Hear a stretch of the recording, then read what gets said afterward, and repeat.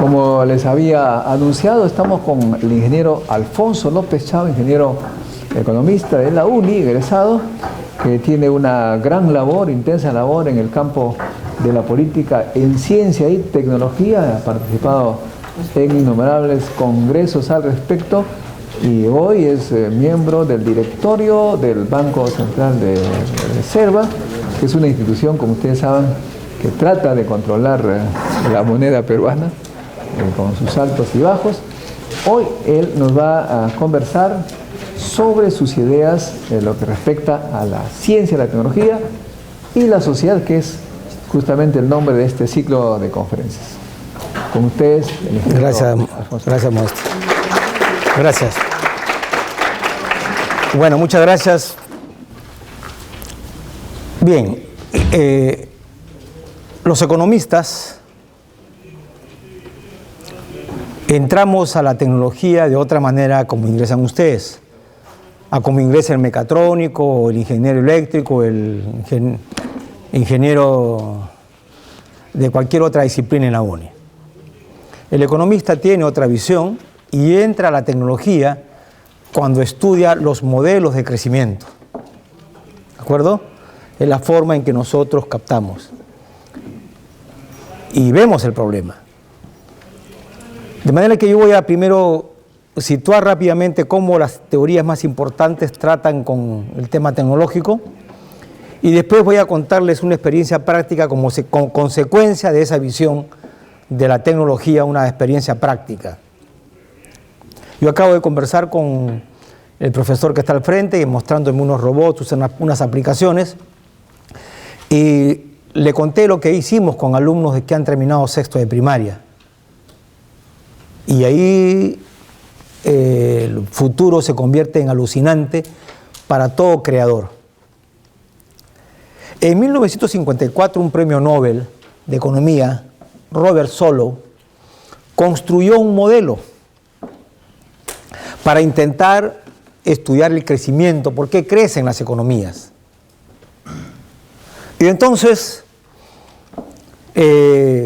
hizo un modelo y dijo, bueno, el crecimiento voy a ver si depende del capital, del trabajo o de la tecnología. ¿De acuerdo? Ustedes son ingenieros. Y entonces él dijo lo siguiente,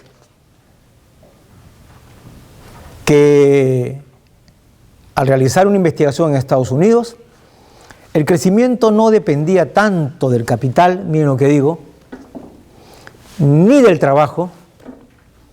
De la suma de estos dos, la explicación era más o menos 10% y la tecnología estaría explicando casi el 90% del crecimiento de los Estados Unidos. Miren la importancia de esto. El problema es que Solow hizo lo siguiente, luego de algunos cálculos, entonces, imagínense una función de producción, que es, ustedes son matemáticos, pueden entenderme rápidamente lo que yo puedo decir, ¿no es cierto? El producto depende de cada capital, ¿no es cierto?, con una elasticidad de alfa, de L a la 1 menos alfa, ¿no es cierto?, la suma de las elasticidades es 1, y de un factor que le llamó tecnología. Luego quiso hacer una conclusión per cápita y dividió todo entre L, de manera que era el ingreso per cápita y el exponente se fue al dividir, ¿no es cierto? Y le queda solo K entre L, y él lo convirtió en una K minúscula por tasa de crecimiento. Y ahí, ¿qué pasó? Fue un modelo muy sofisticado que lo inventa en el 54 y nadie se había dado cuenta de un pequeño error. Todo el mundo estaba encandilado con el modelo, tenía mucha carpintería, o sea, mucha demostración matemática al interior, hasta el año 88. Yo suelo decirle a mis alumnos en economía que eso es como cuando uno está jugando ajedrez y está horas y horas mirando, ¿no es cierto?, sentado en la competencia, y viene el que está acostado y le dice a uno, se agarra la cabeza y uno no lo había visto. Así pasó con el modelo de Solow. Nadie había visto un error garrafal, donde sus críticos le dicen que Solow confunde las leyes del álgebra con las leyes de la producción. Porque él conoce el ingreso en las cuentas nacionales. Conoce el capital, lo saca de las cuentas nacionales. Conoce la participación del trabajo, lo saca de las cuentas nacionales. No tiene cómo calcular la tecnología, que se llama productividad total de los factores. ¿Qué es lo que hace? La despeja por álgebra. Y entonces, una vez que la despejó, usted le hace el procedimiento estadístico para ver si hay una correlación, y obviamente la correlación es alta, casi perfecta, 90%. Y tiene que ser casi perfecta porque es deducida de la misma ecuación, es una redundancia, no puede ser menor. Y entonces sus críticos dicen lo siguiente, y ese es el desafío para la próxima clase de mis alumnos. Y le digo, hagan ustedes un eje de coordenada, ¿cómo te llamas? Y él dice, voy a poner UNI o CETIC en un eje de coordenada, ¿no? C, la T, y cada punto sale, ¿no es cierto? Solamente que a uno le llama a usted ingreso y a otro le llama capital. Y tiene usted una serie de pares ordenados, que uno representa en ingreso y el otro capital. Y también despeja la tecnología que no conoce, y también sale perfecta. Y usted puede hacer, saque el Producto Interno Bruto, su tasa de crecimiento, y saca los goles, yo soy chalaco, de los últimos años del Sport Boys. Tiene dos pares, despeja y también le sale perfecto. Ese fue el error de Solow.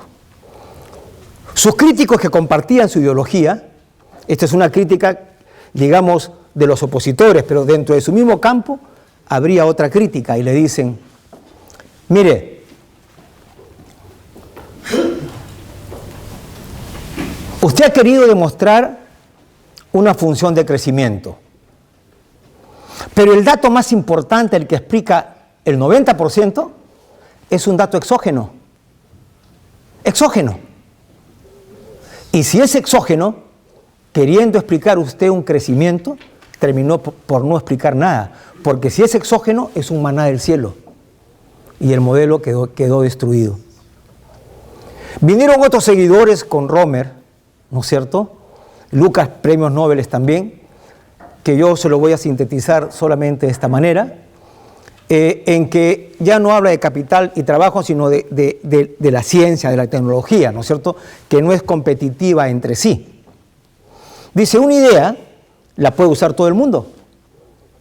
Y el ejemplo más claro es que el hombre caminaba con pata en el cielo, en la tierra, y comía carne cruda y después caminó en la luna. Es decir, que si usted deposita en el ser humano alimentación, educación y salud, el crecimiento es inmenso. Es creciente, no hay límite. Y ahí nosotros cogemos a un filósofo de la Ilustración, Pico de la Mirandola, donde él se imagina un diálogo entre Dios y los hombres y le dice más o menos en ese supuesto diálogo, Dios al hombre, ¿no? Yo a todas las cosas le he dado una definición, pero a ti no te he dado nada. Pero te he dado lo más importante, te he dado la libertad con arreglo a la cual puedes inventarte incluso los sistemas sociales que más se acomoden a tu condición de ser humano. Y le dice una frase hermosa, ¿no? Sé tú tuyo y yo seré tuyo. Le está diciendo, si quieres que Dios te haga caso, sé solamente humano y sigue el progreso de ser un ser humano. Y ahí me encontrarás en la gloria. Esa es un poco la respuesta a esto. Luego hay otros modelos, por supuesto, y aquí viene todo el debate.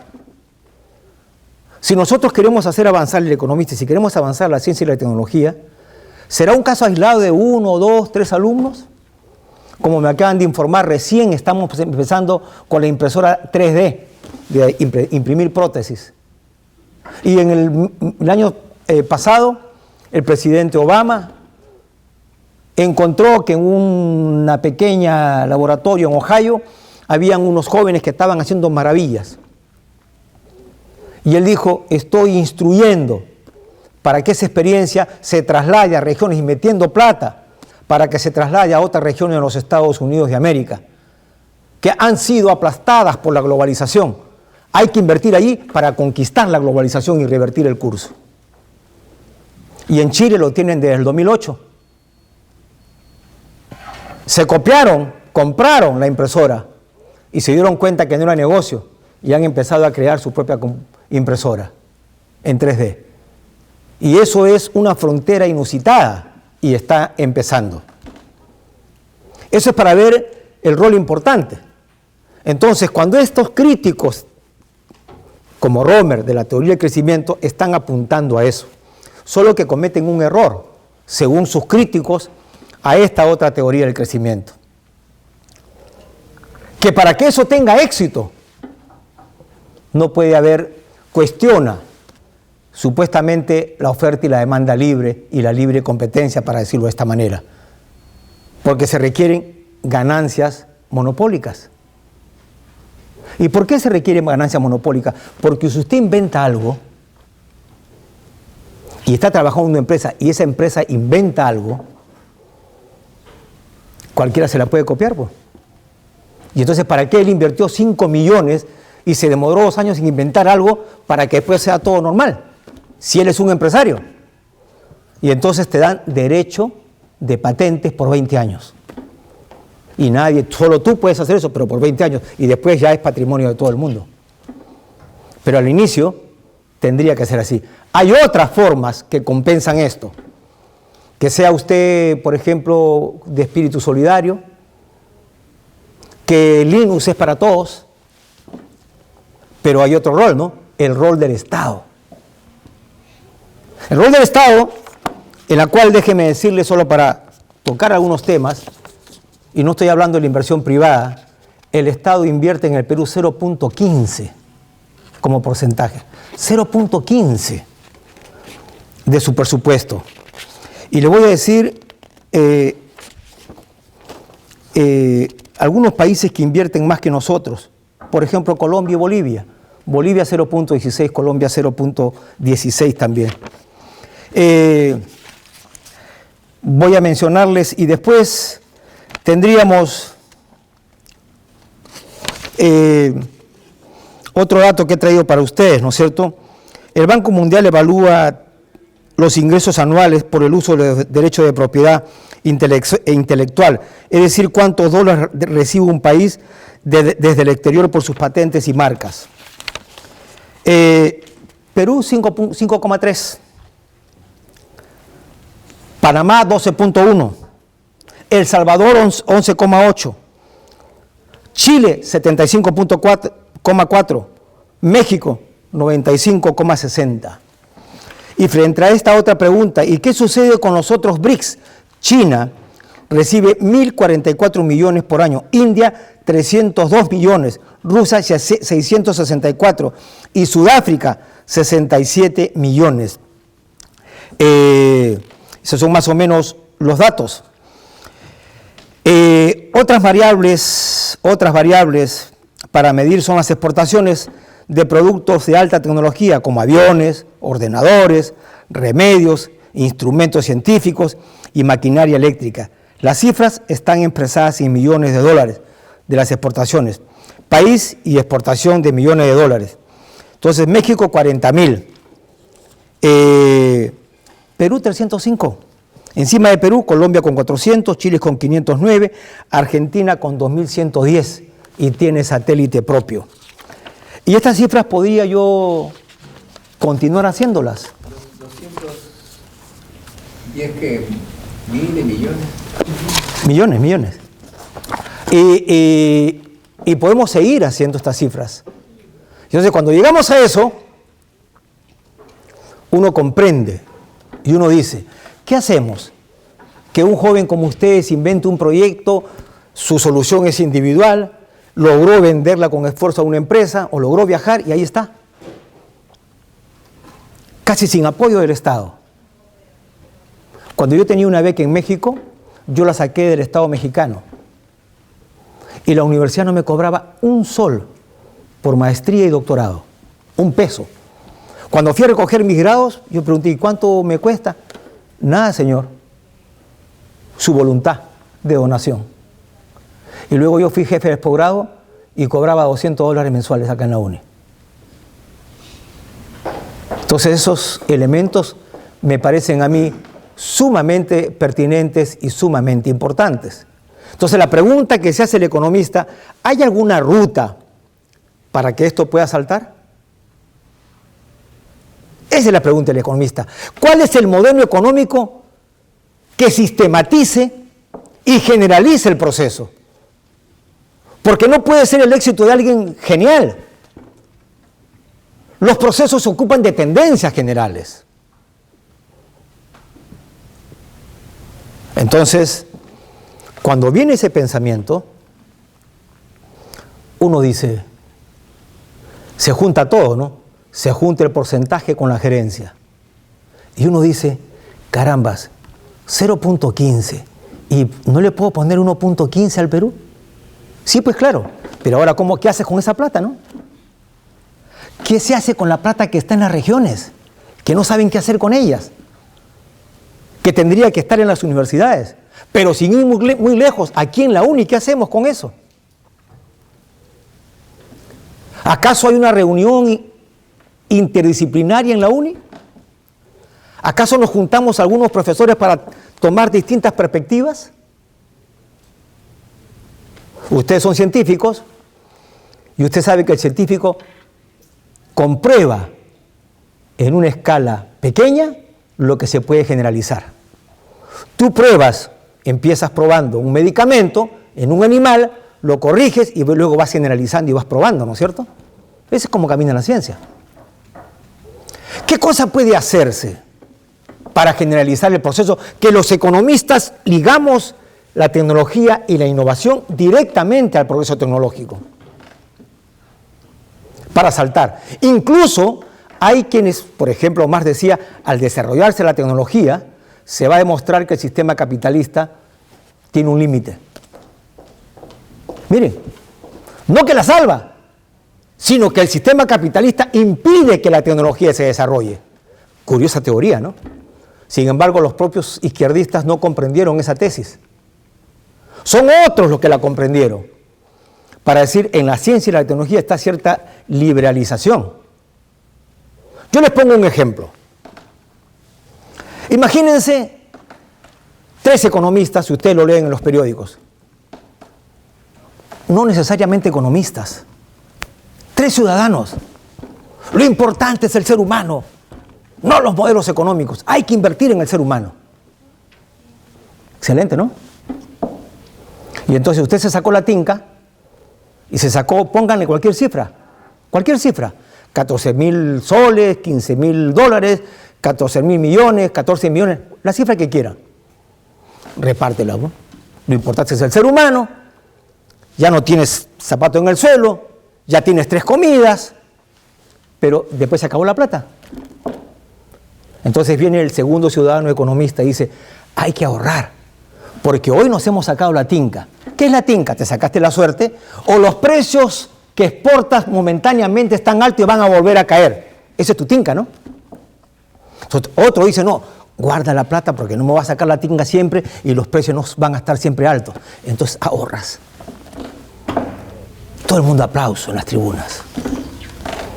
Sí, pues, pero cuando acabaste de ahorrar, solo sirve para alargar por un periodo, 2, 3, los periodos que quieran, pero también se te acabará el ahorro, ¿no? Un tercer elemento dice, no, oye, un momentito, invirtamos, dice el tercer ciudadano, tercer economista. Yo estoy de acuerdo con lo primero, dice, que lo importante es el ser humano. También estoy de acuerdo con lo segundo, que lo importante es ahorrar.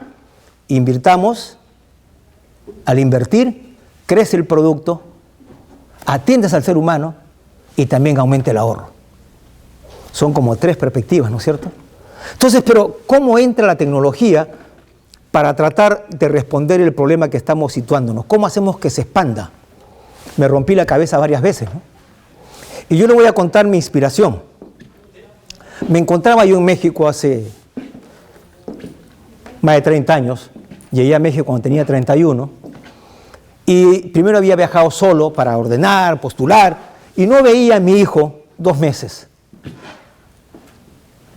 Me dio pues la soledad, ¿no? La nostalgia. Mi hijito de 4 años, casi 5 años de matrimonio recién, el mundo que quieres conquistar, tenía que trabajar y estudiar porque no tenía beca. Entonces, llegó mi hijo y me propuse enseñarle a jugar ajedrez a los 4 años. Le estoy contando el origen de una idea. Enseñarle a jugar ajedrez a los 4 años. Mi esposa me decía, este viejo loco, a los 4 años un niño que aprende ajedrez. Lo único que hice es hacer innovación tecnológica, innovar. El método, dije, es todo. Descubrí que el método es todo para ese fin. Y entonces, primera semana, peón con peón. Tic-tac, tic-tac. Mi hijito no veía a su papá y yo nunca esperaba que él se aburriera. Miraba su lenguaje corporativo.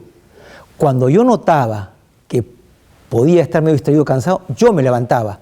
Y decía, ya no quiero, estoy cansado. Se acabó. Pero papá, no. Lo dejaba con la miel en la boca. A la siguiente semana, peón con alfil, el mismo sistema. Luego peón con torre. Peón con reina, peón con rey. Peón con caballo. Se equivocaba en el caballo a veces. Pero luego puse todas las fichas y lo había aprendido perfectamente. Dije, me lo guardé. Cuando quieren celebrar a los campeones olímpicos, ¿tú crees que vas a tener una campeona olímpica en China si tiene que viajar 2 horas para ir al colegio, come poco y cumplir con sus tareas? No, le haces un programa ad hoc porque le encontraste el talento para que desarrolle su talento, ¿no es cierto? Si no, es imposible. Siguiente. Y dije, tengo que probar, porque todo el mundo habla y habla del cambio tecnológico en el Perú. Si no lo pruebo, no me van a creer. Tengo que probarlo. Pero mi objetivo no era la escala de armar un robotcito. Una escala para que esta nación nuestra salte en una generación y se convierta en una potencia industrial intermedia. Yo estoy con ustedes que son científicos y me van a ayudar para ver si la idea que yo tengo es correcta o no. Porque mi objetivo es tecnología y sociedad, ¿no es cierto? Cómo salto en una generación. Entonces, me junté con mis primeros alumnos. ¿Perdón? Encontré un joven como ustedes que tenía mejor método que yo para enseñar cálculo diferencial. Mejor método que yo. Yo tenía mi método, explicaba, ¿no? Pero este chico era mejor que yo. ¿Por qué era mejor que yo en método? Porque estudiaba ingeniería y enseñaba en una academia de preparación universitaria y enseñaba en un colegio. Pucha, tenía todo, ¿no? Los elementos. Entonces le hablé y lo convencí de la idea que les voy a contar. Pero antes de arriesgarme, dije, vas a pasar por una prueba. Y llamé a mi nieto. Mi nieto está en 6º de primaria. No es porque sea mi nieto, pero era un chico inteligente, muy inteligente. Lo llevé a mi casa y dije, explícale. Yo solo quería observar si captaba. Y en un solo día le explicó todo. Explícale, ya, ahora pásale, hijo, ahora explícale integrales, ya. Ahora pasa esto. Y captaba. Ponle ejemplo sencillo y captaba. Pasó la prueba. Venía la más difícil. Entonces le hablé a mis alumnos en la UNI, en la Facultad de Ingeniería Económica, que cuando ingresan a la UNI estudian derivadas en el primer ciclo y en el segundo ciclo estudian integrales. Les conté el proyecto. Busqué colegios que están por la zona de la UNI, colegios pobres, particulares pero pobres, y seleccioné a los mejores alumnos en matemáticas.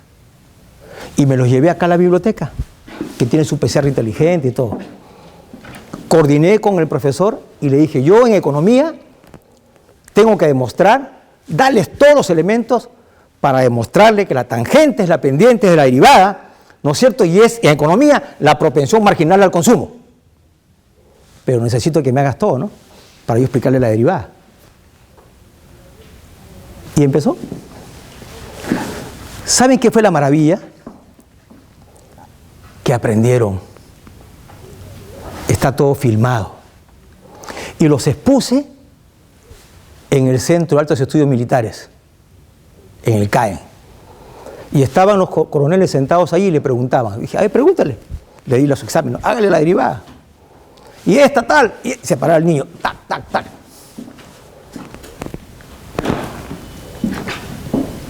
Y la idea era la siguiente, ya probé que es posible, ¿no es cierto?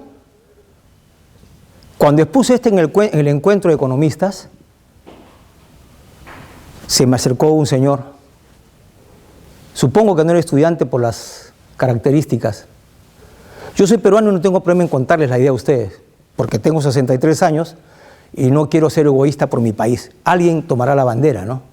Se las cuento abiertamente. Ya hice la prueba. Y entonces estamos haciendo la prueba para en toda la secundaria hacer hasta mate 4, mate 5. Ya hice lo más difícil, ¿no? Continúo el experimento. Se me acerca el joven y me dice, ¿y usted ha presentado un proyecto al FinCit? No, con mi plata. Juntaba las galletas, elaboraba la movilidad, todo. Tenía la posibilidad, como soy director del banco, algo bueno tengo que hacer con las dietas, ¿no? Del directorio. Y fue lo que hice. Entonces, ¿qué cosa se puede hacer con esto? Si yo probaba en lo más difícil, que son las matemáticas, se puede hacer en todo, ¿no? ¿O no? Si he probado el salto en las matemáticas, lo puedo hacer en biología y química también, ¿no? Y si lo hago en las ciencias, ¿lo puedo hacer en el deporte o no? ¿Sí, no? ¿Es menos difícil o no? Y si lo pruebo en el deporte, puedo ser campeón mundial de fútbol en cualquier disciplina, ¿no? Ya probé lo más difícil. Y me acercó este funcionario y me dijo, algún día me dijo, oiga, usted, creo que era peruano el señor, me dijo, en otro evento había una señorita que dijo algo más o menos parecido, no sé qué, y se le acercó un chileno. Y le dijo, mira, yo no sé tu estado, pero en mi estado te vamos a apoyar, en mi estado te apoyamos. Y se la llevó. Y Chile está buscando talentos en toda América Latina y se los lleva a Chile.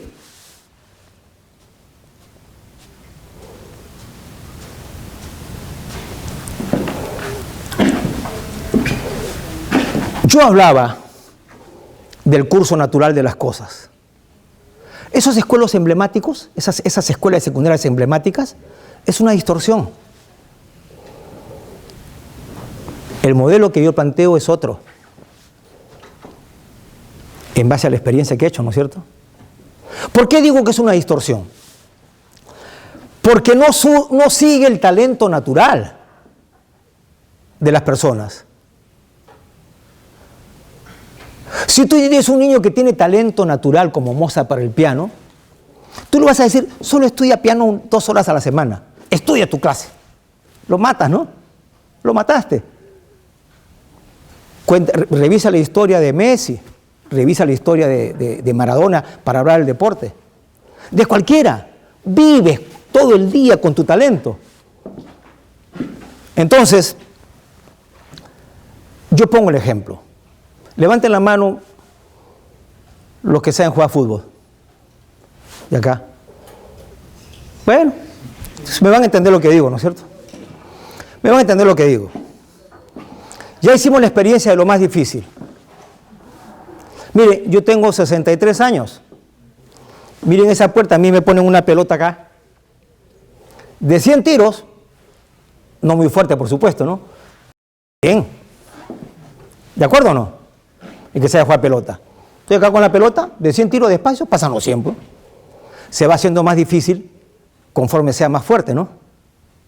Y se va haciendo más difícil si me dice, quiero que los 100 pasen por estos 30 centímetros, o por estos 30, o al centro, o en esos 30, o en esos 30. Más difícil, ¿no? ¿Más difícil o no? Y más lejos también, ¿no? Pero tú tienes al niño todos los días, 2 horas diarias. Le viste el talento, como puedes ver el talento matemático, el talento para lo que sea. Es explosivo, ¿no? Si yo tengo niños de secundaria que llegan a mate 5, he convertido al Perú en una esponja para chupar los conocimientos del mundo y en una generación salto. Si yo hago eso en primaria, en cualquier año lo puede hacer. Si tú tienes un niño y lo colocas ahí, saltas.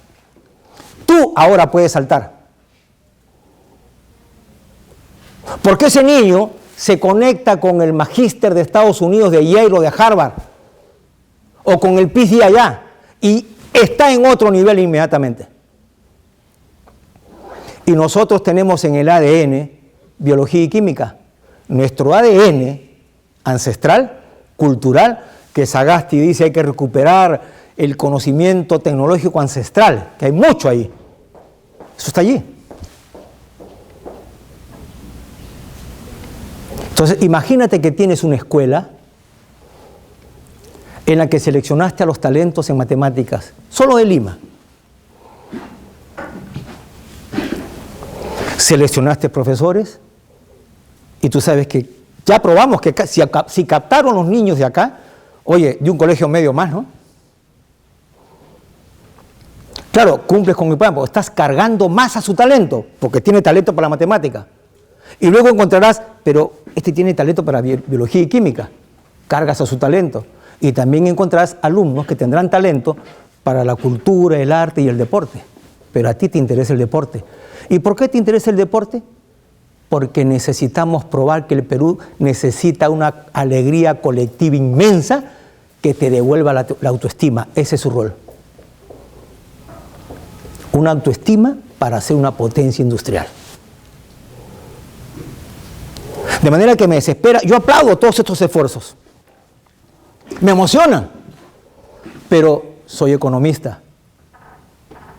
Y pienso, ¿cómo lo generalizo? Entonces digo, una escuela, primero piloto, en el centro, en el norte, en el sur. Y voy preparando la masa crítica para que asimile, copie, modifique los conocimientos del mundo. Y he escogido 3 áreas. Esa es mi propuesta, que la expongo a la crítica de ustedes. Ya hemos pedido, ¿no es cierto?, los costos, cuánto cuesta un colegio y todo, pero a primer nivel de calidad. Incluso, decía, ¿de dónde saco la plata? Como era catedrático del CAE, me di cuenta todo lo que ganan las universidades particulares sin decir nombre. Y dije, pagándole bien a los profesores, de esos recursos, a los mejores alumnos de las universidades, los pongo a enseñar en estos colegios, pero primero los preparo con la metodología que estamos hablando. Desde primaria. Y un colegio a esos talentos para que el papá esté al costado de su hijo. Son 30 casitas. 3 por 5, 150. 300. Para que esté cerca a su hijo y lo pueda ver. Y no se convierta en un internado. En una generación. Y la experiencia es la siguiente. Cuando va tu profesor a tu salón de clase, tu profesor, lo que digo para economía vale para cualquier disciplina, ¿no? Hay que enseñar macroeconomía. Yo ya leí por ti. La bibliografía es más o menos esta. No tiene que ir el alumno a buscar todo el universo de los libros. Y dentro de todo el universo de los libros, buscar el universo de economía. Y dentro de todo el universo de economía, buscar los libros de macro. Miles. El profesor se anticipa, ya lo hice por ti. Tú párate en mis hombros y continúa. Tú puedes hacer lo mismo, si no me crees. Te propones enseñar lo que tienes y dice, te entregan un niño y te dicen, enséñale todo lo que sabes. No se va a demorar lo que tú te has demorado. Porque tú dices, esto no, esto no, esto no, esto sí. Vas al centro directamente. Y lo que te he dicho del ajedrez, lo puedes probar con cualquier sobrino, primo, hermano, solo si tienes paciencia y una buena metodología y no te desesperas, que fue la tecnología que hicimos en matemáticas. Esa es la esencia. Y creo que el Perú, para allá venía la parte más social, Si nosotros lográramos que la ciencia y la tecnología, un combate, no significa dejar nada. Yo le pongo, para que el Perú avance, tenemos inseguridad, tenemos salud, tenemos educación, tenemos corrupción y tenemos, yo le voy a llamar así, industria y acumulación de capital. Y en industria y acumulación de capital está la tecnología. Yo te pregunto, entonces, ¿por dónde empiezas? La gente normalmente dice, por educación. ¿Y quién se va a oponer, no? ¿Quién se va a oponer? Pero te cuento cómo piensa el economista, pues. Esa escuela del Senati que está en el norte, alguien dijo, bueno, voy a poner una escuela de Senati en el norte. Hace 10 años o 20. ¿Por qué recién ahora? Porque hubo una demanda, porque empezó a crecer la economía y entonces necesitaban ciertos técnicos y jaló. Se llama el proceso de aprender haciendo y se inicia. Imagínate que tú formes los técnicos miles y sigues con un modelo como el que tenemos que solo exporta cobre y oro y espárragos y nada más. ¿Dónde trabajan? Tiene que haber una conexión, ¿no es cierto? Tiene que haber una ligación, una relación entre ese proceso de educación agresiva y de acumulación de capital que desarrolle todo lo demás. Esa es un poco la propuesta, pero tienes que probar. Nosotros lo hicimos con nuestro esfuerzo, con unos niños. ¿Y cuántas horas me demoré? Pónganle 30 horas, todos los sábados de 10 a 12. Y llegaron hasta integrales. Yo quería hacer ese piloto. Comprobado con éxito, ahora estamos diseñando para continuar la gestión y a la otra escala. Comprobamos lo más importante, la escala pequeña. Ahora estamos en la etapa de generalización. Eso es lo que he venido a compartir con ustedes esta tarde. Gracias por su atención y estoy dispuesto a las preguntas. Gracias.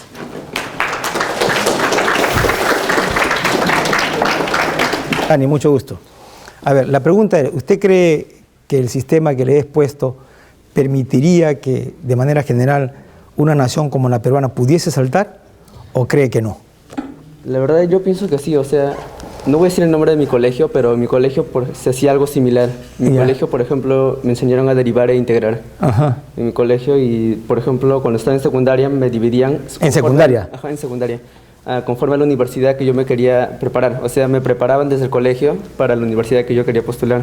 Como yo quería uni, por ejemplo, me centraban más en lo que era matemáticas, física y química. Ajá. Y yo sé que eso sí funciona de verdad porque cuando yo salí del colegio, entré a un repaso nada más en academia y fue muy fácil pasar la academia para llegar a la universidad. Y me parece que en realidad sí funciona. Claro.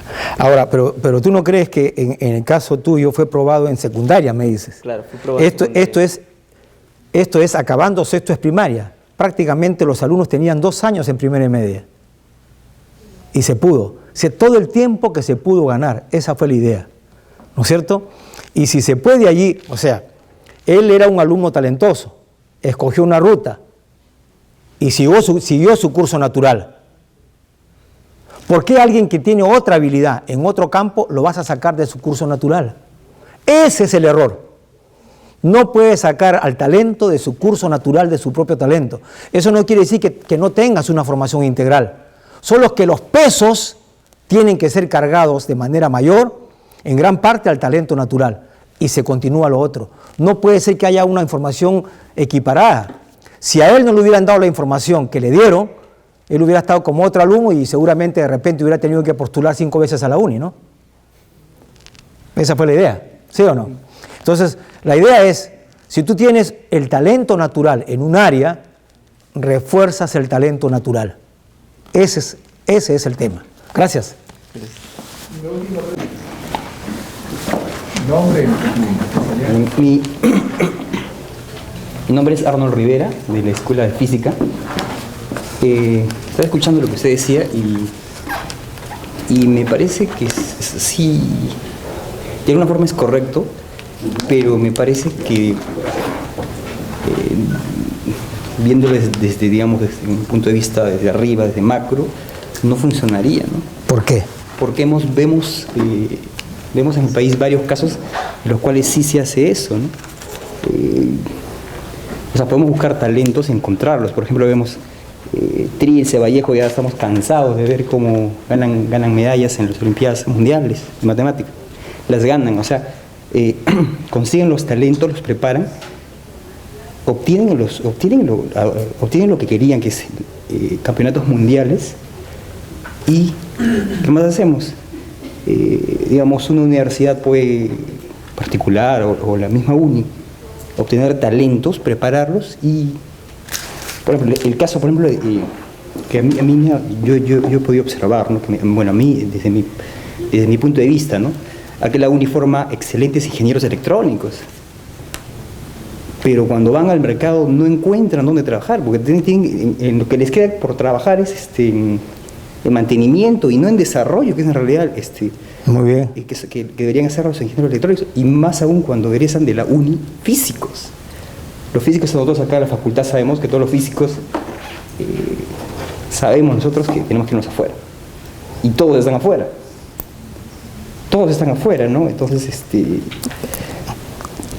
esos esfuerzos aislados al final logran sus objetivos, pero no hacen nada a nivel macro, en el total, que es en el país. Muy bien. Ahora, la semana pasada vino un expositor y nos hablaba de Chile, que tenía problemas con la generación de energía eléctrica. Entonces había declarado la física como actividad estratégica para construir reactores nucleares para generar electricidad. Entonces yo digo, Chile, China, Japón después de la Segunda Guerra Mundial, lo que hizo, ¿no? Como política del Estado, agrupar todos esos talentos como un objetivo de que se desarrolle el país. Lo mismo que pasó con China, que incluso cambió prácticamente la mitad de su ideología política con ese objetivo. Y lo que acabo de mencionar, Chile, como declarar algo que en Latinoamérica es hablar de física nuclear como ciencia, como actividad estratégica. Estamos hablando de ciencia ficción. Entonces creo que esfuerzos aislados, en eso estoy de acuerdo. Al final tiene que ser el Estado. Un Estado, me parece, ¿no? Ya sin problemas, sin temores de problemas económicos o de otro índole, digámoslo así, ¿no? Que ya un Estado algo maduro, en el cual ya siente la necesidad de hacer eso. A ver. China, Japón y Chile, lo que le decían. Claro, mire, yo le voy a decir, no se vaya, porque quiero dialogar con usted. Estoy absolutamente de acuerdo con lo que usted acaba de decir. Si el Estado no se compra el pleito, quede un esfuerzo aislado. ¿De acuerdo? Segundo, estoy de acuerdo con lo que usted dice de Trilce y César Vallejo, que estamos cansados de esos éxitos. Pero Trilce y Vallejo es a nivel de academia preuniversitaria, ¿no es cierto? Que se prepara y luego viene la uni. El cambio vendría, ¿no es cierto? Y es un esfuerzo natural. ¿Por qué es un esfuerzo natural? Porque es el alumno talentoso que escoge esa ruta. ¿De acuerdo? Aquí no se trata voy al encuentro del talento desde primaria. Desde que lo encuentro en sexto de primaria, y la idea es desde primero de primaria.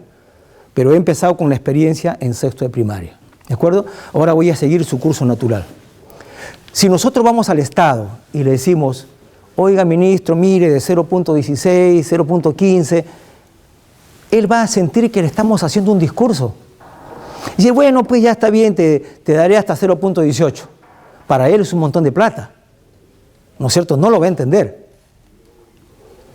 Pero si nosotros le probamos, yo fui al Centro de Altos Estudios Militares, que vieran a niñitos de sexto de primaria haciendo lo que mis alumnos aprendían en el primer ciclo y aprendieron con ellos integrales, que es en el segundo ciclo, yo sabía, ¿no? Esos coroneles reciben información y la llevan por canales, hace su trabajo. Pasaron la prueba. La idea es ahora continuar para resolver el problema que usted menciona. Pero para convencer al Estado había que llevarles, como dice el dicho, una foto habla más que 5.000 discursos, ¿no es cierto? Una prueba. Y ahí estaba la prueba. Con niños era la prueba. Con niños era la prueba. Que si se podía hacer esto, entonces hicimos el cálculo. Mire, cuando un Estado no tiene plata para todos, tiene plata para pocos. ¿Sí o no? ¿Por qué se le pone plata a las voleibolistas? Es poco. ¿Por qué se le pone plata a lo que hacen taekwondo? Poco. Pero si tú le pruebas un colegio, en los cálculos que yo hice anteriormente, en un préstamo, eran a la escala de la universidad que funcione, con laboratorios, con todos, pagando bien, eran $5 millones. 5 millones de dólares es nada. Es nada para un Estado. Y plata hay. Entonces, coincido con usted en el sentido de que habría que potenciarlo a nivel macro. ¿De acuerdo? Ahora, ¿dónde van a trabajar? La gran pregunta. Usted recordará que en mi exposición dije, hay que juntar educación, acumulación e industria. ¿Se acuerda? Si yo no hago eso, estoy muerto. Un día yo estuve, y para darle la razón, en el norte, en esta fábrica Damper, creo que se llama, estaba hablando con el biólogo, que exporta espárragos, ¿de acuerdo? Y el biólogo me decía, caramba, no tengo talentos. Y hemos tenido que mandar a Alemania a gente para que vaya a estudiar, me decía él. Ahora yo le pregunto a usted, tenemos beca 18, ¿no es cierto? ¿Usted cree que el Estado dice, bueno, que estudien lo que quieran?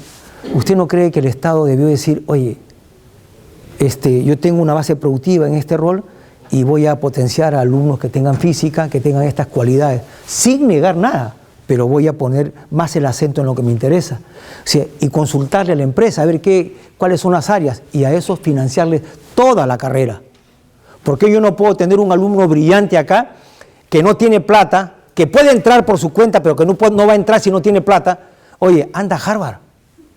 Me interesa que vayas a Harvard, el Estado acá y te va a sostener, como hacen muchos países en América Latina. Si nosotros tenemos una escuela de primaria y secundaria, esa universidad tendrá que ser de primera y el posgrado también tendrá que ser de primera. En ese camino yo debo ir sentando bases productivas para que se haga y sectores en la que esa gente pueda trabajar. Esa sería mi respuesta. Muchas gracias por su pregunta. Ahí vamos. Muchas gracias. Yo voy a dejarles mi correo. Porque cualquier cosa no tengo dónde apuntar, pero anoten a López. Mi nombre es Alfonso López Chao, ¿de acuerdo? Entonces, A López CH. O sea, se leería a López Che, López con Z, @uni.edu.pe. Listo, Modesto, y muchas gracias.